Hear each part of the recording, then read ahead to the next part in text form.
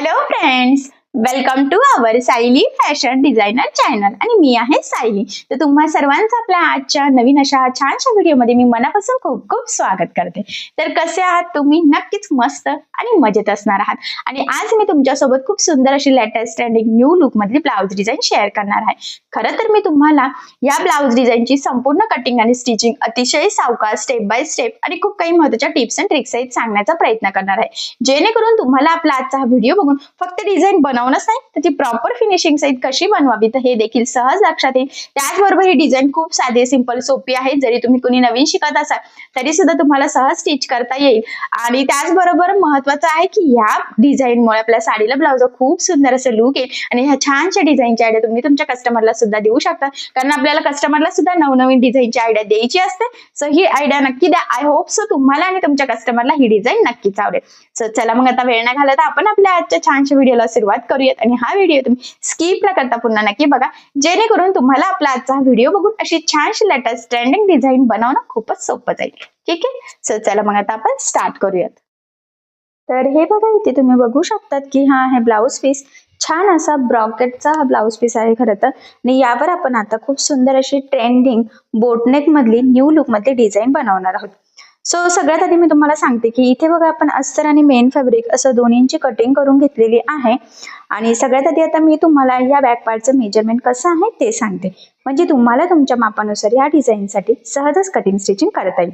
So बघा, आता हा जो काही ब्लाऊज आहे ते या ब्लाऊजची जी काही उंची आहे तर ती आहे इथे 13 इंच.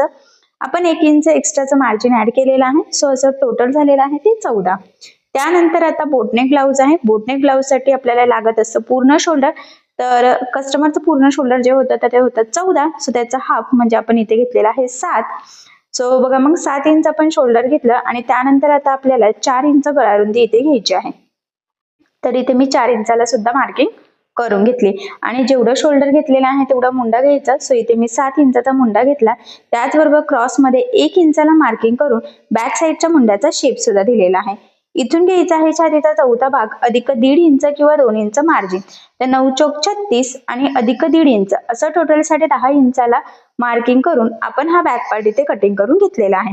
सो सगळ्यात आधी आता आपल्याला गळ्याची जी काही मार्किंग आहे तर ती अस्तरच्या बॅक पार्ट वर करायची आहे.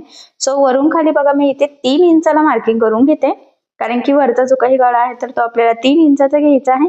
त्यानंतर पुन्हा 4 इंच गळा रुंदीची सुद्धा मार्किंग इथे आपण करून घेऊयात. आणि पट्टीच्या सहाय्याने हा एक छोटासा बॉक्स आपण ड्रॉ करूयात. खरं तर बोटनेक ब्लाऊज साठीची आपली ही बेसिक स्टेप आहे. सो मी इथे ही मार्किंग करून घेतली. त्यानंतर सिंपल असं गोल गळ्याचा शेप देते. इथे तुम्ही पानगळा वगैरे पण घेऊ शकतात, बट मी इथे सध्या सिंपल गोल घेतलेला आहे.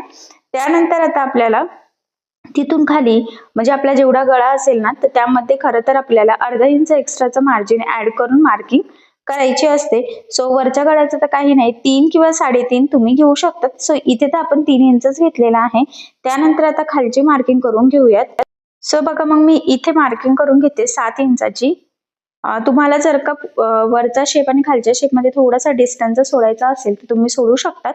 आता सध्या मी मार्किंग करताना डायरेक्टच केली. पुन्हा 4 इंच गळा रुंदीची मार्किंग केली आणि हा बॉक्स इथे ड्रॉ करून घेतला कंटिन्यू डायरेक्टच. त्यानंतर आता आपला जो काही मेन शेप आहे तर तो आपण इथे ड्रॉ करूयात. खरं तर शेपची थोडीशी प्रॅक्टिस करा म्हणजे तुम्हाला जमेल, पण आता सध्या हा शेप पण इझीच आहे. बघा, मी आधी फेंट थोडी मार्किंग करते आणि मग त्यानंतर आपण डार्क करूयात, जेणेकरून मग आपल्या पण लक्षात येतं की कशा पद्धतीने मार्किंग कटिंग आपल्याला खरं तर करायची असते. ठीक आहे, सो या पद्धतीने बघा मी इथे मार्किंग करून घेतलेली आहे.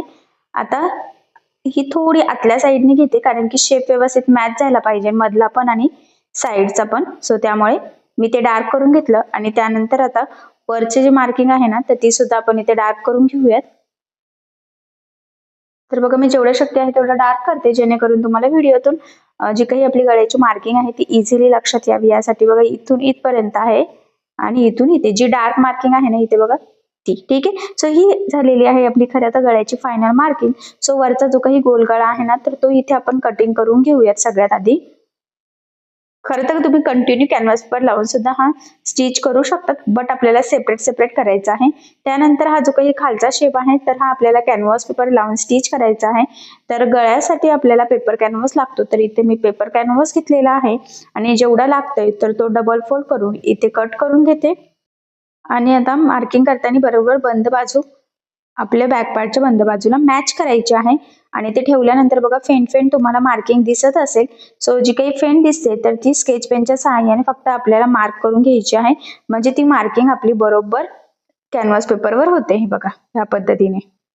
ठीक आहे. आता काय करायचं, ही एक साईडची मार्किंग झाली ना की दुसऱ्या साईडने पण मार्किंग करायची असते. त्याआधी आपल्याला जेवढा कॅनव्हास पेपर लागणार आहे तर तो चौकोन आपण इथे कट करून घेऊयात.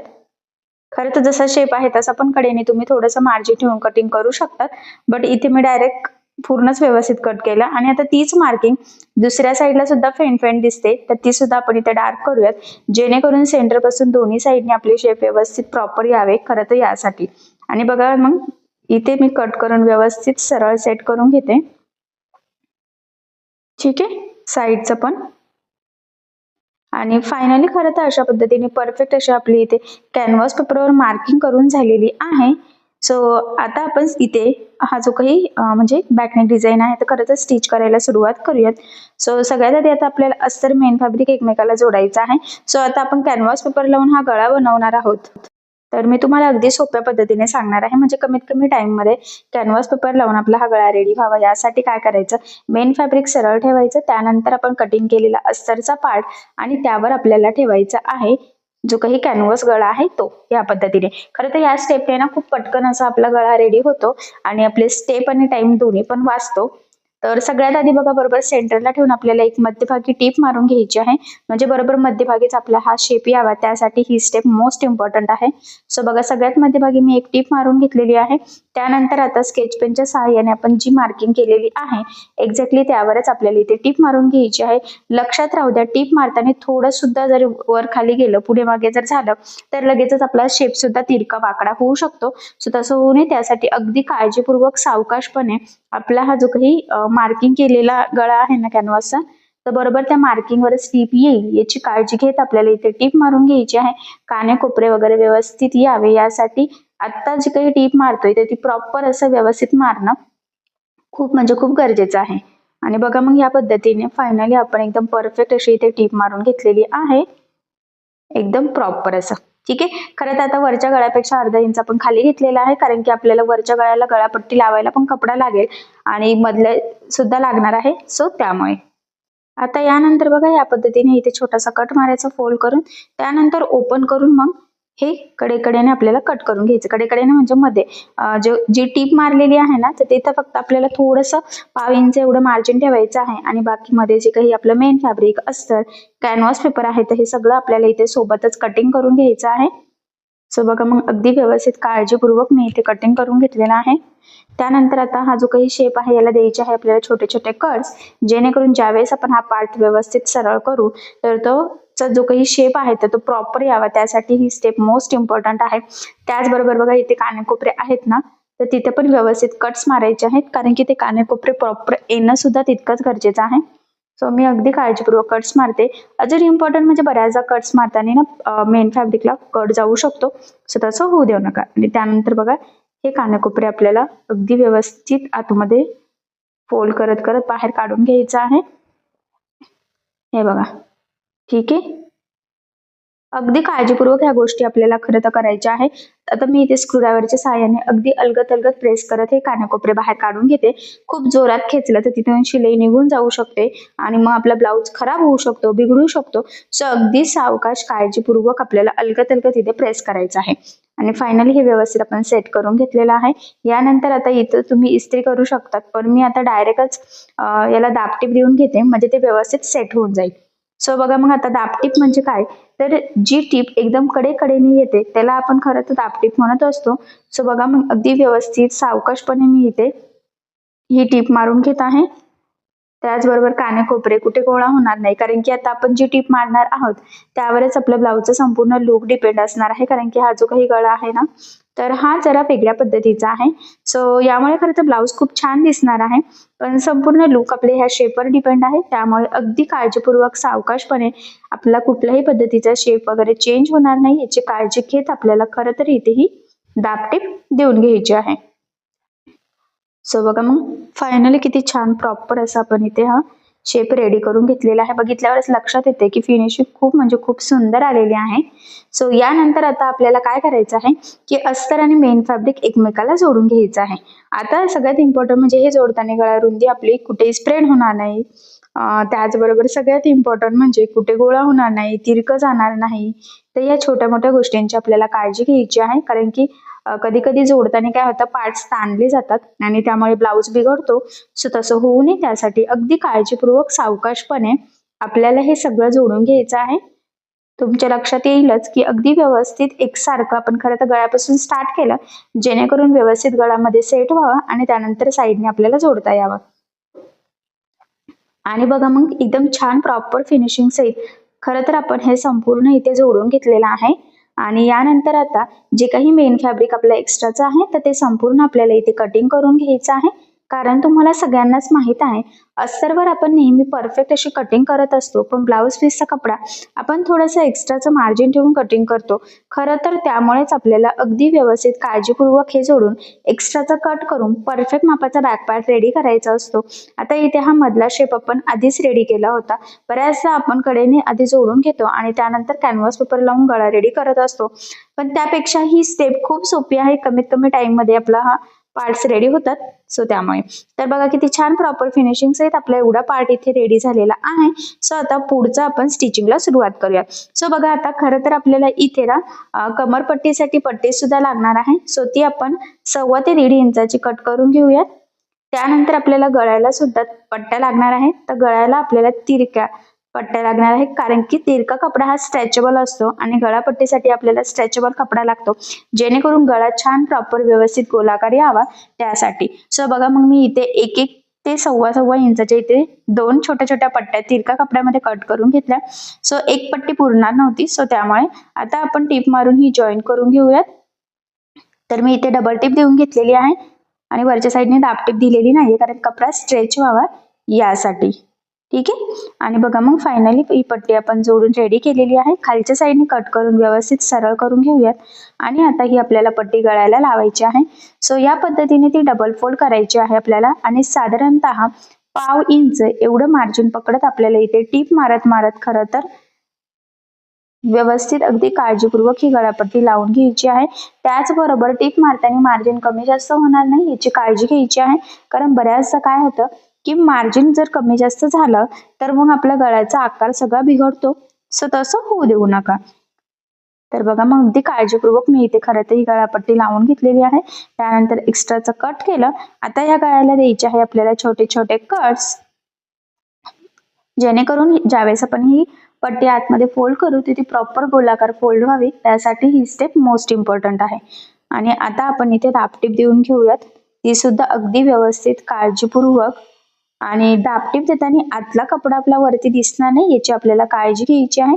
फिनिशिंग साठीच्या या छोट्या मोठ्या टिप्स तुम्ही आवर्जून फॉलो करा, जेणेकरून तुम्हाला फक्त डिझाईन बनवणंच नाही तर ती प्रॉपर फिनिशिंग सहित कशी बनवावी तर हे देखील सहज लक्षात येईल. आणि बघा मग किती छान असं फिनिशिंग सहित आपला हा पार्ट इथे रेडी झालेला आहे. सो आता आपण इथे बॅक साईडला आधी टक्स टाकून घेऊयात. सो सेंटर पासून मी इथे मार्किंग केली आणि उभा 4 इंचाचा टक्स घेतला. सेम दुसऱ्या साईडला सुद्धा सेंटर पासून 5.5 अर्धा इंच साईड आणि 4 इंच उभा. आता हे टक्सची फक्त आपण मार्किंग करून ठेवलेली आहे, कारण आता सगळ्यात आधी आपल्याला गळ्याला इथे म्हणजे हे जे काही गळे वगैरे शेप्स रेडी झालेले आहेत तिथे लेस यूज करायची आहे. जर तुम्हाला लेस यूज करायची नसेल तर तुम्ही डायरेक्ट टक्स टाकू शकता, पण टक्स टाकल्यानंतर लेस लावायला थोडं आपल्याला हार्ड जाऊ शकतो. सो त्यामुळे मग मी इथे सगळ्यात आधी लेस लावते, फक्त टक्स पॉइंटची मार्किंग करून ठेवलेली आहे. तर बघा मग मी ही छोटीशी लेस इथे गोल्डन कलरची घेतलेली आहे. त्याचबरोबर इथे मॅचिंग धागा सुद्धा ओवून घेतलेला आहे. हा पॉइंट सुद्धा खूप इम्पॉर्टंट आहे, सो लक्षात राहू द्या. आणि बघा मग इथून आता आपण ती लेस लावायला सुरुवात करूयात.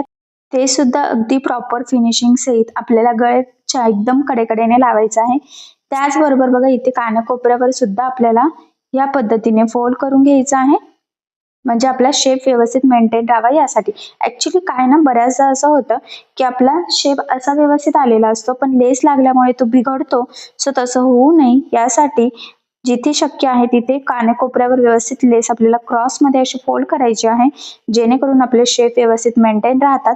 लेस अगदी काळजीपूर्वक लावणं सुद्धा फिनिशिंग साठी खूप गरजेचं असतं. आणि खालच्या साईडने ते आपले 3 वेगळे शेप आहे. कानेकोपरे पण जास्त येत आहे. सो त्यामुळे अगदी व्यवस्थित सावकाशपणे म्हणजे 5 मिनिट ना लेट थोडा जास्त टाइम लागला ना तरी चालेल, पण अगदी काळजीपूर्वक खरं तर ह्या गोष्टी तुम्ही करायच्या आहेत. आणि बघा मी सुद्धा व्यवस्थित सगळीकडे फोल्ड करत करत ही जी काही लेस आहे ना ते ही प्रॉपर फिनिशिंग सहित तिथे खरं तर लावून घेतली. आणि जिथून सुरुवात केली तर त्याच्या एंडला आपल्याला ती लेस थोडीशी फोल्ड करून लावायची आहे, जेणेकरून लेस तिथून निघायला नको आणि तिथली फिनिशिंग सुद्धा व्यवस्थित यावी यासाठी. सो आता ही लेस लावून झालेली आहे. तर लेसला दुसऱ्या साईडने सुद्धा टीप देऊन घ्यायची आहे. तर ते यासाठी ऍक्च्युली मी नेहमीच सांगत असते, लेस तुमची जाड बारीक कशीही असो शक्यतो त्याला डबल टिप देत चालायची. त्याचे 2-3 फायदे असतात.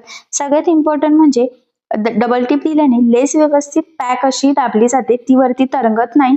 त्याचबरोबर ती फिनिशिंग सुद्धा खूप म्हणजे खूप छान येते, लवकर खराब सुद्धा होत नाही. सो त्यामुळे आवर्जून तुम्ही लेसला दोन्ही साईडने टिप देऊन घ्यायची आहे. ठीक आहे. सो बघा किती छान प्रॉपर असं फिनिशिंग सहित आपण ही लेस लावून घेतली. आता तीच लेस आपल्याला गळ्याच्या साईडने सुद्धा लावायची आहे, वरचं जो काही गोल शेप आहे ना तिथे. सो बघा मग मी तिथे लावायला सुरुवात करते. आणि खरं तर वरच्या शेपमध्ये म्हणजे वरच्या गळ्यामध्ये आणि खालच्या शेपमध्ये आपण अर्धा इंच मार्जिन ठेवलं होतं, जेणेकरून बघा ह्या पद्धतीने लेस आपल्याला व्यवस्थित लावता यावी. आणि बघा अर्धा इंच सफिशियंट झालं की ते बरोबर आपल्याला अटॅच दिसते. सो छान प्रॉपर फिनिशिंग सहित खरं तर आपली ही लेस लावून झालेली आहे. सो इथे सुद्धा बघा मी दोन्ही साईडने म्हणजे दुसऱ्या साईडने सुद्धा टीप देऊन घेते फिनिशिंग साठी. ठीक आहे. सो बघा मग किती छान प्रॉपर फिनिशिंग सहित खरं तर आपण गळ्याला लेस लावून घेतलेली आहे.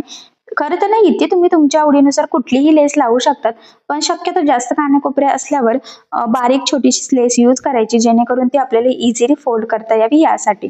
सो आता यानंतर आपल्याला इथे बॅक साईडला टक्स टाकून घ्यायचे आहेत. सो बघा मग टक्स पॉईंटची मार्किंग आहे ती आपण आधीच केलेली आहे, त्यावर ह्या पद्धतीने फोल्ड करून फक्त तिरका टक्स टाकून घ्यायचा आहे. टक्सला नेहमी डबल टिप सुद्धा देऊन घ्यायची, हा पॉईंट सुद्धा मोस्ट इम्पॉर्टंट आहे.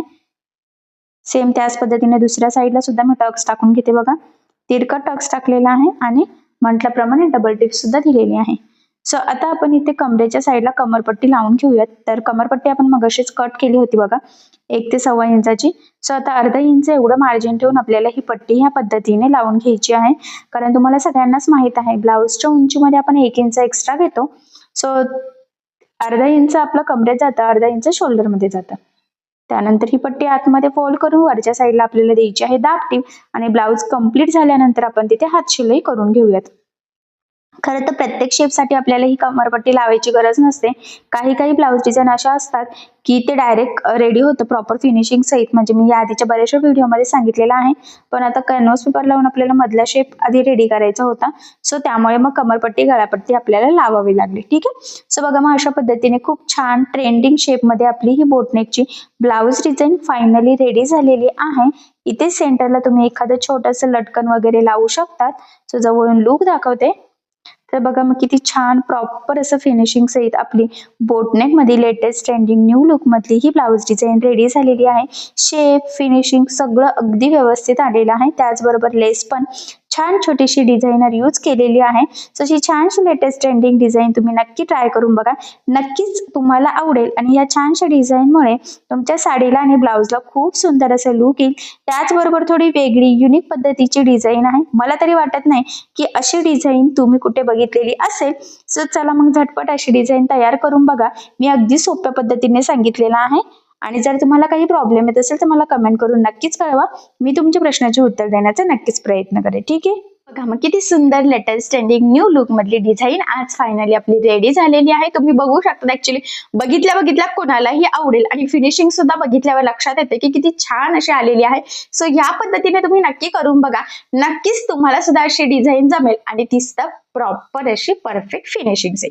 सो मग नक्की ट्राय करून बघा. आणि जर यामध्ये तुम्हाला काही प्रॉब्लेम येत असेल तर मला कमेंट करून नक्कीच कळवा, मी तुमच्या प्रश्नाचे उत्तर देण्याचा नक्कीच प्रयत्न करेन. ठीक आहे. सो चला मग आता आपण आपला आजचा छानसा व्हिडिओ इथेच थांबूयात. भेटूया पुन्हा नवीन अशा छानशा व्हिडिओमध्ये. आणि तुम्हाला आपला आजचा व्हिडिओ कसा वाटलाय मला कमेंट करून नक्की कळवा. त्याचबरोबर आपला व्हिडिओ आवडला असेल व्हिडिओला लाईक करायला विसरू नका. आणि असेच नवनवीन छानसे व्हिडिओज बघण्यासाठी आपल्या सायली फॅशन डिझायनर या चॅनलला सबस्क्राईब करा. आणि ज्या वेळेस तुम्ही सबस्क्राईब कराल त्यावेळेस त्यासमोरील बेल आयकॉन ही नक्की प्रेस करा. त्यामुळे काय होईल, जेव्हा मी नवीन व्हिडिओज टाकेन त्याचे नोटिफिकेशन तुम्हाला तुमच्या मोबाईलवर येईल. ठीक आहे. सो चला मग भेटूया पुन्हा नवीन अशा छानशा व्हिडिओमध्ये. तोपर्यंत टेक केअर, काळजी घ्या. आणि आपला आजचा व्हिडिओ शेवटपर्यंत पूर्ण बघितल्याबद्दल thank you so much. Bye bye.